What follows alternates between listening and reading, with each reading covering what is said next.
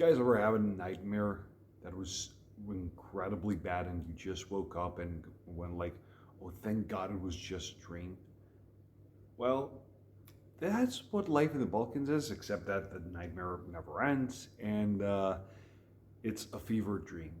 I posted this video a while back on YouTube Shorts and TikTok about Jovanka Jolic and how she claims that basically one of the first pieces of land that were stolen from the Serbs was actually Egypt.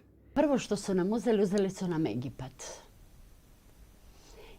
And you know what? I thought to myself, why not just make an entire video on Balkan pseudo-history, because there seems to be a ridiculous amount of it. So without any further ado, let's get started.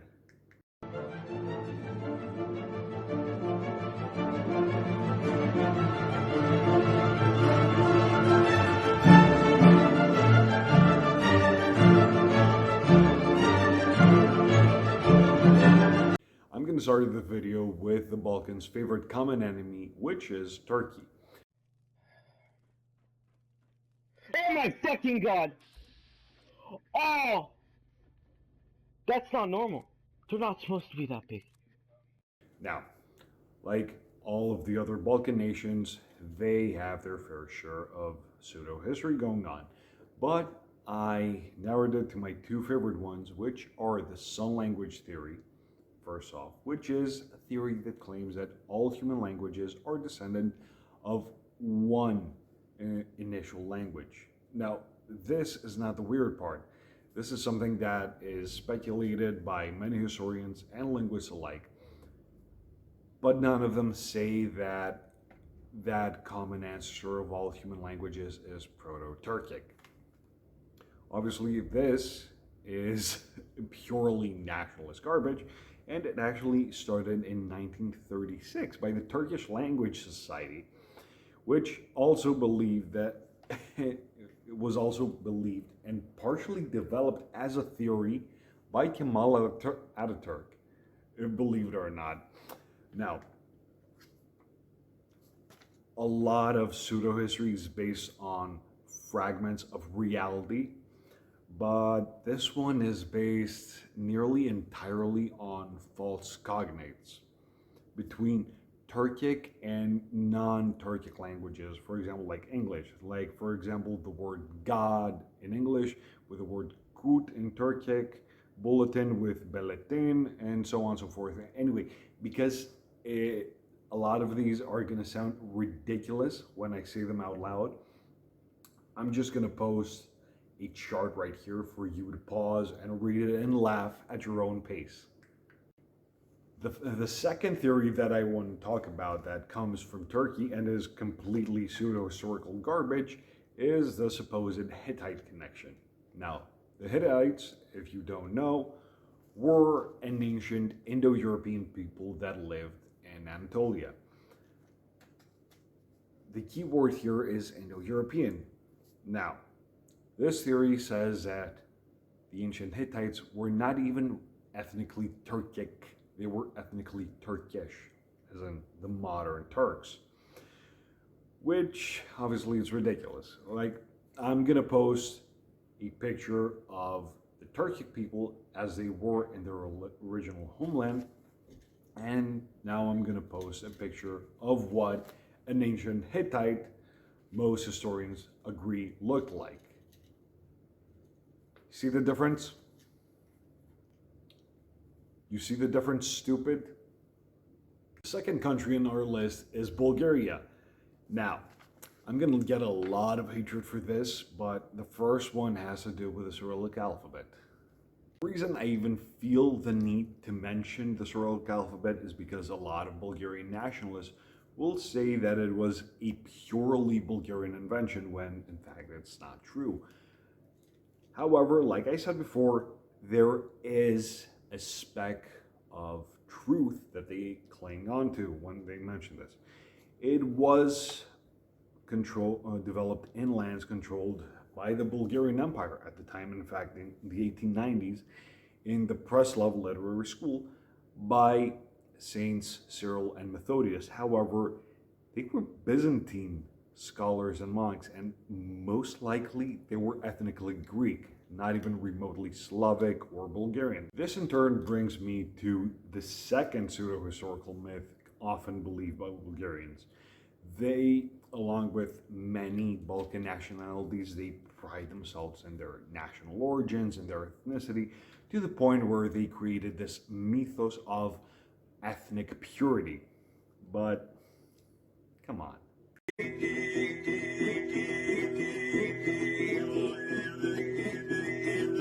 I'm not even saying this to take it like a cheap shot against the Bulgarians. In fact, I like the Bulgarians. I have Bulgarian friends.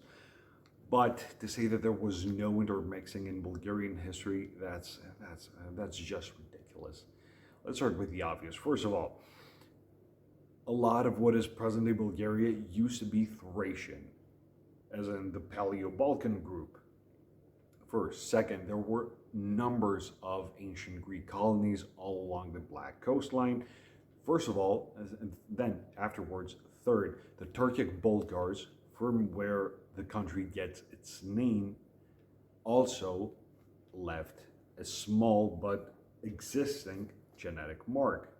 The 7 Slavic tribes, who at some point were the ethnic majority in the country, also, first of all, gave you your language and gave you a lot of your culture. And let's not forget that there were also Celtic tribes present in Bulgaria, for example, in and around what is present-day Sofia and the settlement known as Serdica. Now, that's a lot of intermixing. And to say that you're this purebred nation it's hilarious to me. I think I've crapped on the Bulgarians quite a bit, so I'm just gonna take a crap on the other Slavs of the Balkans. In fact, now I'm gonna go to the former Yugos, starting with the Serbs. Serbin. I just really want to use that video, to be honest. This part of the video could just be me, like, pointing right here and just putting whatever kind of crap they put in Balkan info. Either anything by either Jovanka Jolic, may you rest in peace, you absolute legend, or the other nut job, Miroju Petrovic. But instead I decided to narrow it down to my 2 favorites. First of all, the ancient divine or Egyptian origins. I did make a YouTube short and TikTok video talking about this, but yeah, it's weird. Basically, according to some Serbian nationalists, ancient Egypt was one of the first Serbian homelands. And the thing they base this on is the fact that some ancient Egyptian words have the sequence of letters SRB, meaning Serb, or basically Serb. Obviously, that's not true. There is actually an ancient source on the Serbs, and it has nothing to do with Egypt, as the Serbs having a historical homeland over there. In fact, the closest thing that I could find to it, or anyone could find really, was by the ancient Greek historian Claudius Ptolemy in 175 AD, who mentions a Sarmatian tribe, i.e. Iranian, that were named Serboi near the Caucasus. Now, finding Slavic tribes that mixed with Iranian tribes, it's not that historically difficult to imagine. In fact, there was a lot of back and forth between Iranian tribes and Slavic tribes prior to the Slavic migration. For example, even the Croats, their name in Croatian, Hrvati, is actually of Iranian origin. So it's not that much of a stretch for the Serbs to claim some Iranian admixture. Usually that's based a lot more on a hypothesis rather than anything else. But yeah, this is it. And Also, I'm going to get a lot of crap for this, but you're going to see there's a recurring theme going on that Serbs have this, or rather, they have cultivated for themselves this identity of this purely innocent nation that has done nothing wrong in their history ever, and that they're just these poor victims.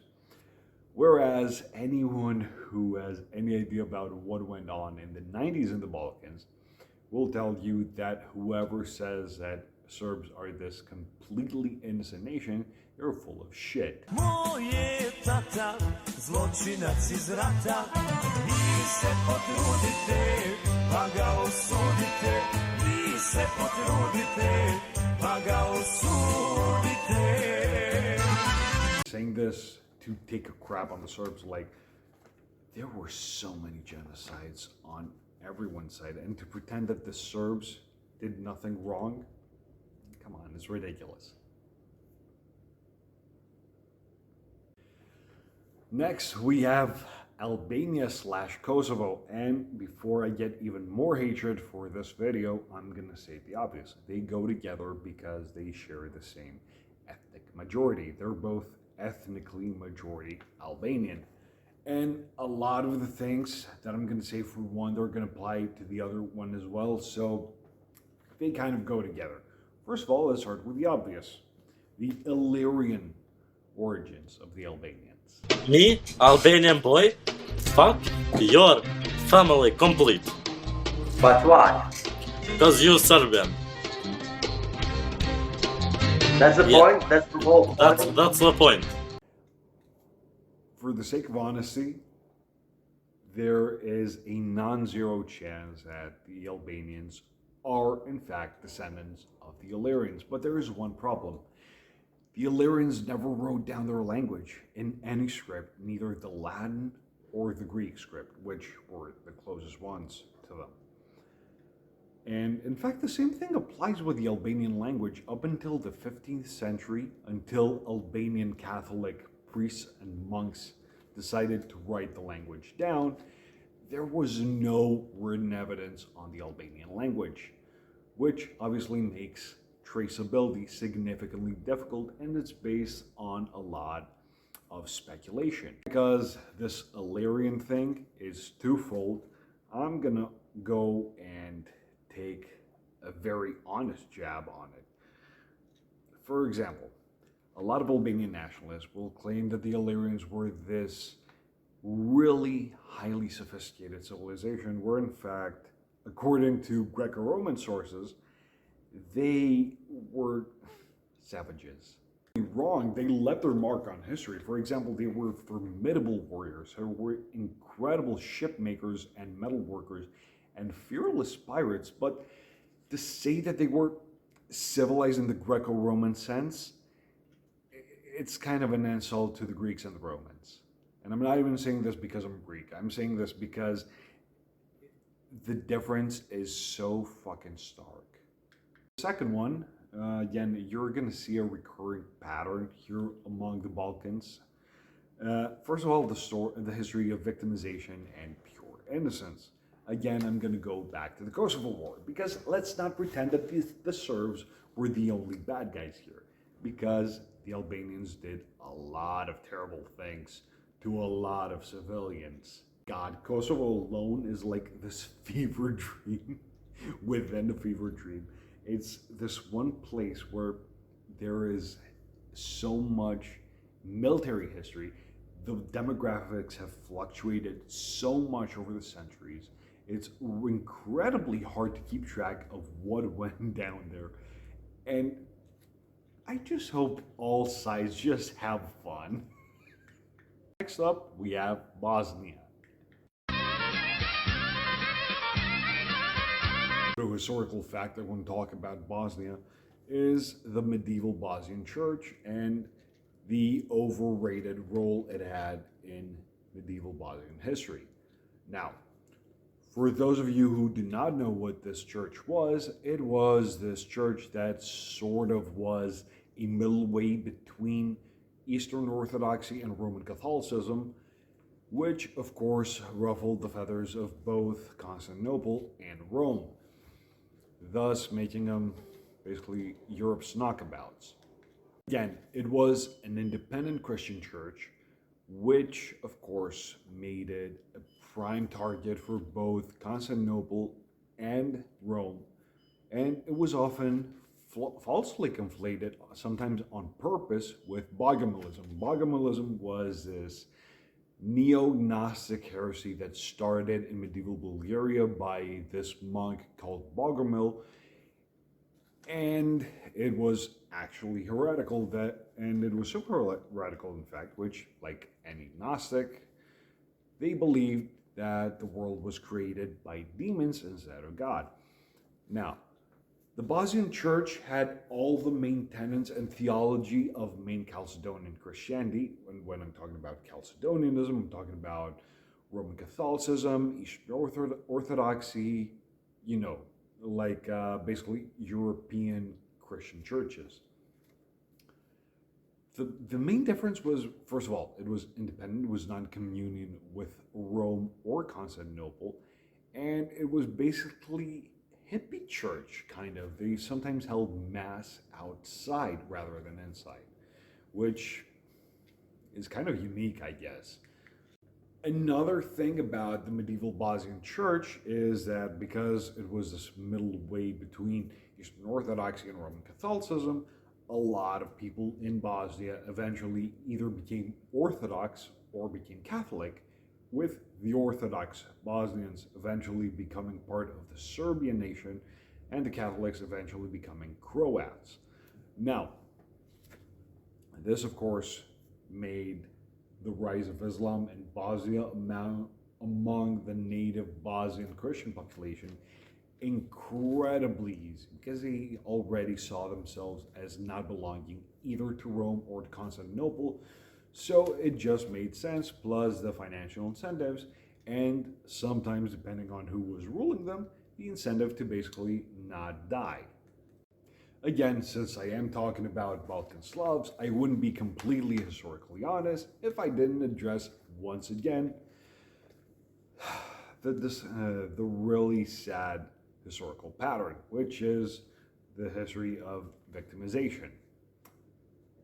I am not going to pretend that what the Serbs did to the Bosniaks, and a lot of Croats as well, I'm not going to pretend that what they did to the Bosnians was okay in any way, shape, or form. But you motherfuckers had Islamists. You motherfuckers had Mujahideen. You guys had holy warriors imported from Arabia and beyond that were hell-bent on killing non-believers. It's not like you only targeted combatants. It's not like you only targeted soldiers. You also targeted a lot of civilians. Again, it was the 90s. I get it. You guys did your thing back then. All of the Balkans did. But it was still not cool. Next up, we have Slovenia. Again, it's probably the least Balkan country on the list. But first of all, I'm going to say the obvious. Don't pretend like you're not Balkan at all. Don't pretend like your shit don't stink. I mean, you are South Slavs at the end of the day. You're bound to have a lot more in common with a Croat and a Serb than, let's say, a Czech or Slovak or a Polak. Don't pretend like you're this higher version of the Slav, because to a lot of Austrians and Germans, you're still the old-fashioned Untermensch they talk about, and they used to talk about in the 1940s. Once again, I'm going to sound like a broken record and talk about the victim mentality that plagues the Balkans, especially the Balkan Slavs. For the sake of honesty, I'm willing to acknowledge that, yes, the Orthodox Serbs did actively persecute Catholics, especially Croatian and Slovenian Catholics, which is what helped give rise to the Home Guard of Slovenia and the Ustaše in Croatia. I understand this, but let's not pretend that all of your time under foreign rule was a complete mistake. In fact, I would argue that your time under Austria-Hungary was probably your golden age. Next up, we have the only Balkan country whose flag looks like the top of a circus tent, the Republic of North Macedonia. I'm going to start with the really obvious one, which is the antiquization theories. For those of you that are not from the Balkans, it's a theory that basically the inhabitants of the present-day Republic of North Macedonia are descendants of the ancient Macedonians. Think of Alexander the Great, Philip II, and all of those great individuals. However, that is far, far, far from the truth. In fact, first of all, let's address the obvious one. They speak a Slavic language. Their genetic makeup is not that different from other Slavic nations like Serbs, Bulgarians, and so on and so forth. So to say that they're descendants of Alexander the Great, it's laughable. It's not only laughable because I'm Greek or whatever, it's also laughable because this is a map of the ancient kingdom of Macedon prior to the conquest of Alexander the Great. This is a map of the present-day Republic of North Macedonia. There is very little overlap, in case you don't see this. Not only that, this is the Macedonian love curse tablet. And this is important. Why? Because whenever someone writes from the heart, chances are they're going to write in their native language. I want at least one Slav to tell me that this is a Slavic language. Just one. On the other hand, I want anyone who speaks Greek, even just modern Greek, to find words. Again, much like the rest of the former Yugoslav nations, once again, I'm going to have to state the obvious about the victim mentality that plagues you. I get that the Balkans have been basically Europe's knockabouts. I get that you've been part of many different empires, many foreign entities without your people's consent, but this doesn't mean that you are somehow this purely innocent nation, especially since a lot of it has happened because you let it happen. I'm going to be completely honest. Even the fact that right now you have to change your country's name, the fact that you don't have a cohesive national identity as a nation, it's also because you didn't want to put up a fight against Yugoslavia. Now, thank God we reached the final former Yugoslav nation, which is Croatia.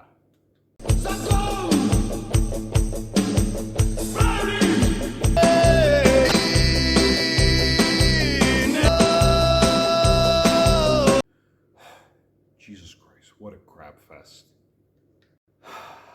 Going back to World War II, a lot of Croatian nationalists that were part of the Ustaše used to claim Germanic origins for the sake of differentiating themselves from their Serbian neighbors. Again, that's ridiculous to say the least. Versions of this legend are somehow even more ridiculous because it all goes back to this medieval traveler who was also a Catholic monk and a polymath, who, as he was traveling through the Balkans, he passes through Croatia, obviously, where he encounters the Croatian people, which he describes as Gothic. Now,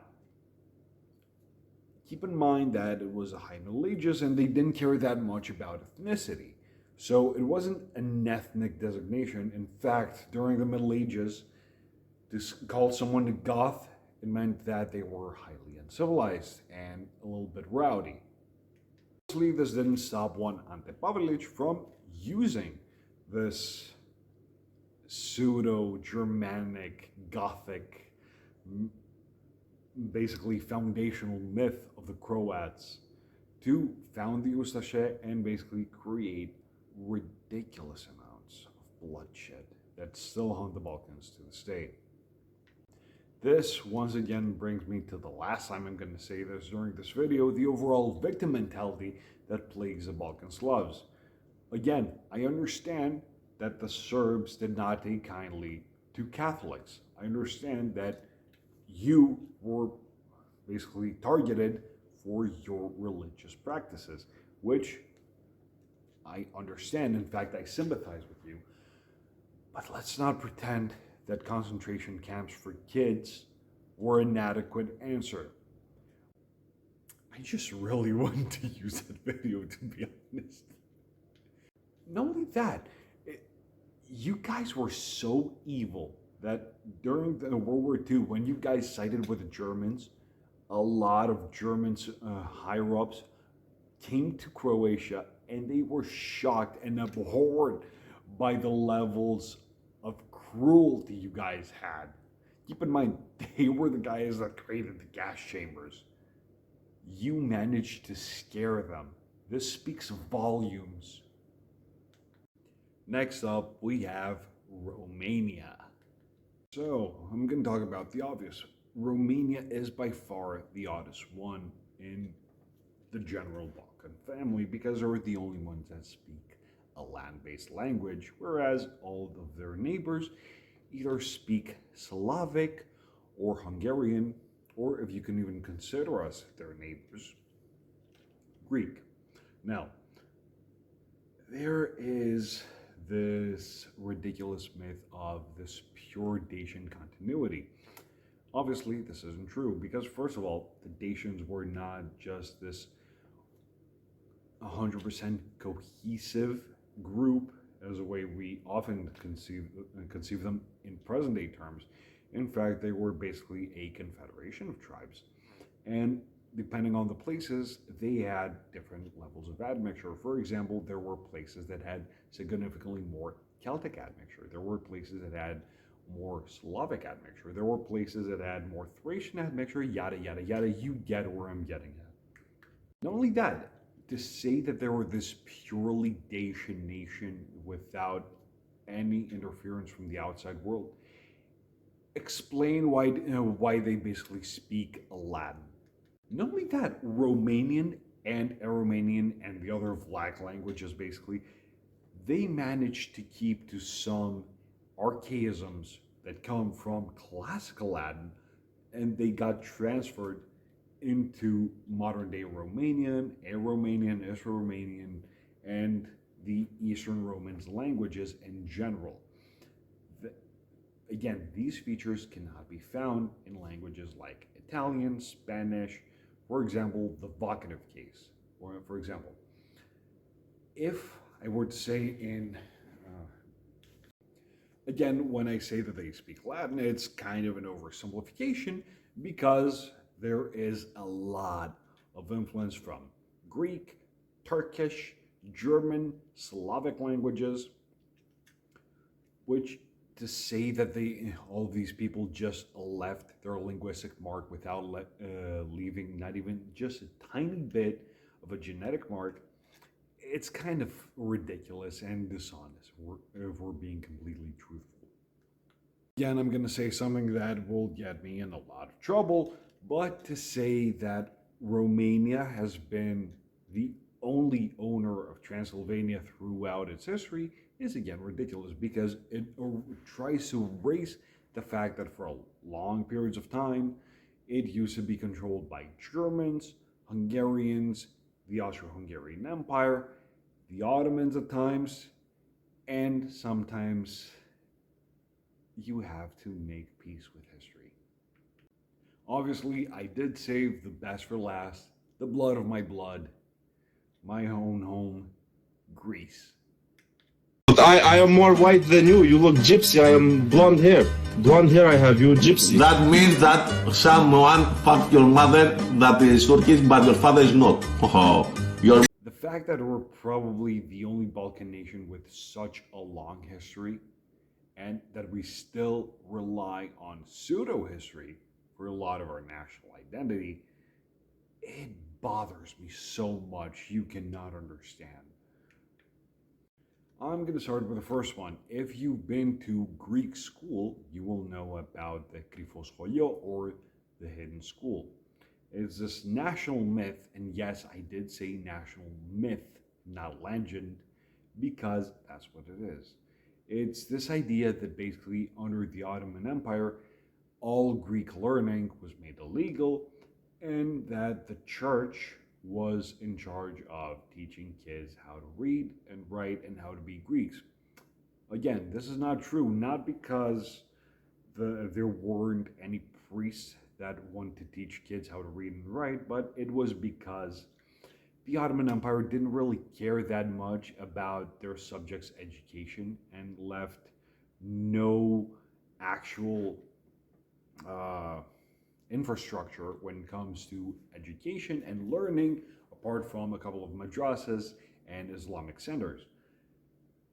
This meant that a lot of the native Balkan populations were pretty much free to their own devices so long as they paid the appropriate taxes to the Sultan. This is why all of the Balkans, even at the height of Islamic rule, were never more than 20% Islamic. It's because a lot of the Balkans were pretty much left alone. This is a reason why a lot of Catholics had Catholic schools. A lot of Orthodox Christians had Orthodox Christian schools. It's also part of the reason why, even though the vast majority of Bosniaks became Muslim, and the same thing applies to a lot of northern Albanians, they managed to keep their languages. Is because the Turks did not care about erasing national identities. They only cared about basically extracting wealth. This has been the history of everything, I guess. I really hope you enjoyed this video. And if you did, don't forget to like, share, comment, subscribe. And if you really like my work, consider becoming a patron of mine on Patreon. The link is right on the description. And I will see you on the next one.